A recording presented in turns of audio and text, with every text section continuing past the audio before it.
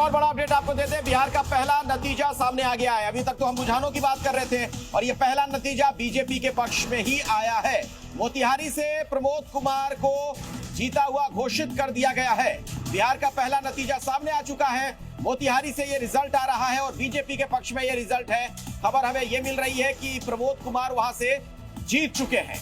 तो रुझानों में 202 सीटों पर जरूर एनडीए आगे है, लेकिन अभी ये नतीजे नहीं है। लेकिन रुझानों पर ही हम बातचीत कर रहे हैं और उसकी एक बड़ी तस्वीर ये है कि भारी बहुमत के साथ एनडीए की एक बार फिर से वहां पर सरकार बनने जा रही है। और एक और बड़ी खबर आपको बता दें, दरभंगा से भी बीजेपी उम्मीदवार को जीता हुआ घोषित कर दिया गया है। दरभंगा से भी रिजल्ट आ गया है, यानी जो रुझान थे अब नतीजों में तब्दील हो रहे हैं। संजय सरावगी की जीत की बात सामने आ रही है। बड़े नेता 23,000 वोटों से चुनाव जीते हैं, बड़ा नाम बीजेपी के, और दरभंगा सदर इलाके से वो चुनाव लड़ते हैं। और अभी जो बड़ी खबर आ रही है, बड़ा अपडेट आपको बता दें कि संजय सरावगी वहां से विजित है, यानी कि उन्हें जीता हुआ घोषित कर दिया गया है। हम राजनीतिक मेहमानों से बात करें उससे पहले अजीत, एक सवाल मेरे जहन में ये आ रहा है बार बार, ये जन सुराज पार्टी का क्या हुआ? शून्य पर। देखिए, उनका जो एक प्रोपेगेंडा था वो ग्राउंड पे कहीं था नहीं, लेकिन वो प्रोपेगेंडा करने में तो माहिर रहे हैं और राजनीतिक रूप से समझदार भी हैं। तो उन्होंने बहुत अच्छा खासा प्रोपेगेंडा किया और भ्रम फैलाया आम जनता में, लेकिन आम जनता जो है उनके मोहजाल में फंसी नहीं और वो पूरी तरह से एक सिरे से खारिज हो गए, क्योंकि अभी तो पूरा रिजल्ट भी नहीं आया है। उनके प्रोपेगेंडे में बहुत अच्छे जो एनालिस्ट हैं वो भी फंस गए। वो भी रिपोर्ट गलत करने लगे कि उनको इतने परसेंट आएंगे, इतने परसेंट आएंगे, लेकिन ऐसा कुछ था नहीं। और अगर पूरा रिजल्ट आ जाता है फिर देखा जाएगा, फिर उसका विस्तृत तरीके से एनालिसिस किया जा सकता है। लेकिन वोट शेयर वगैरह जब पता चल जाएगा वोट शेयर कितना मिला। लेकिन अभी तक मुझे ये लग रहा है कि वो प्रोपेगेंडा था मीडिया के साथ जो है ना, क्योंकि वो राजनीतिक रूप से समझदार रहे हैं और पॉलिटिकल पार्टी को देते रहे हैं, वो कंसल्टेंसी देते रहे हैं, सलाह देते रहे हैं।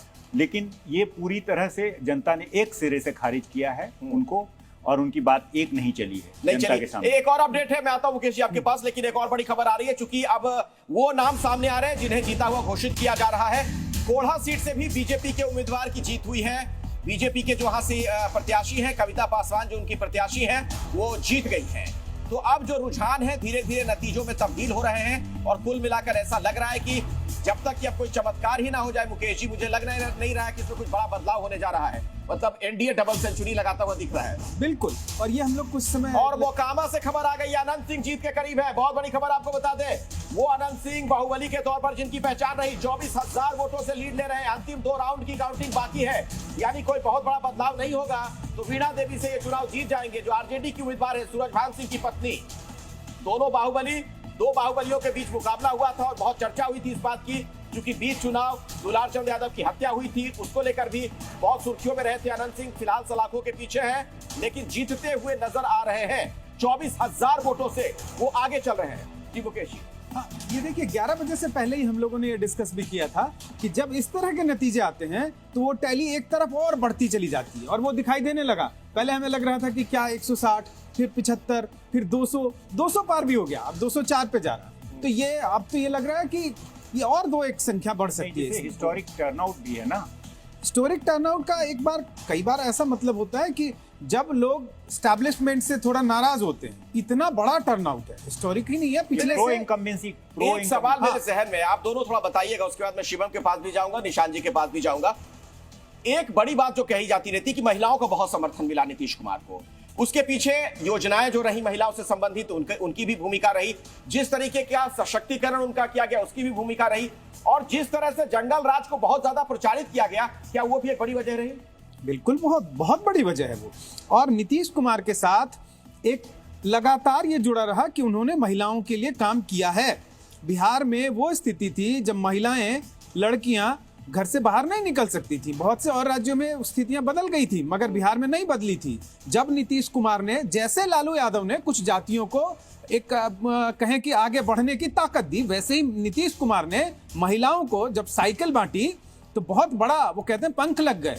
शुरुआत में समाज में बहुत तरह की चीजें होती है, वो चर्निंग होती है, लेकिन जो उस वक्त साइकिल पर घूमती होंगी बच्चियां, वो वोटर हो गई होंगी निश्चित तौर पे, और उसका बहुत बड़ा फर्क मिला। उसके बाद उन्होंने जिस तरह से नौकरियों में आरक्षण दिया, महिलाओं शराबबंदी की, पुलिस में बड़ी संख्या में भर्ती हुई महिलाओं की वहाँ पर। 25%, हाँ, 35% तो इन सब आरक्षण दिया चीजों से उन्होंने ये पुलिस लगा में। कि महिलाओं आप के लिए जाइएगा पटना या और अन्य जिलों में, हाँ। तो आप आराम से देख सकते हैं कि महिला भर के पुलिसकर्मी नजर महिलाएं आती पुलिसकर्मी रहेंगी, हाँ। और उन लोगों का तैयारी भी कर रही हैं बहुत ज्यादा। और आप कहीं पे भी अगर आप गांव सुदूर बस्ती वगैरह में जाइएगा तो लोग ये कह रहे थे कि हमको मजबूत करना है नीतीश के हाथ। एक और बड़ी खबर आ गई है बिहार के नतीजों पर। अभी की सबसे बड़ी खबर दर्शकों को बता दें, 16 राउंड के बाद भी तेजस्वी पीछे चल रहे हैं। ये बहुत बड़ा झटका हो सकता है महागठबंधन के लिए, और करीब 9000 वोटों से तेजस्वी पीछे हैं। राघोपुर से चुनाव लड़ते हैं तेजस्वी, पारंपरिक सीट है, लेकिन इसके बावजूद अगर पिछड़ रहे हैं और इतने बड़े चेहरे, बड़ा नेता, सीएम का फेस, 16 राउंड के बाद भी तेजस्वी पीछे हैं।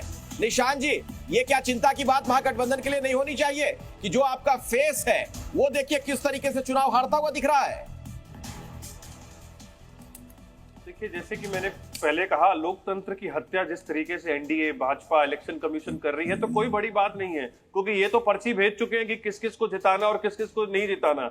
जैसे कि हरियाणा हो, महाराष्ट्र हो, हर जगह इनकी ऐतिहासिक जीत कैसे होती है, क्योंकि ज्ञानेश कुमार जी ऐतिहासिक जीत कराने के लिए वहां बैठे हुए हैं। किस तरीके से बिहार में, किस तरीके से बीजेपी, अच्छा अपनी बात पूरी करिएगा, लेकिन एक बड़ी जानकारी सामने आ गई है, बीजेपी की रेणु देवी बेतिया से चुनाव जीत गई है।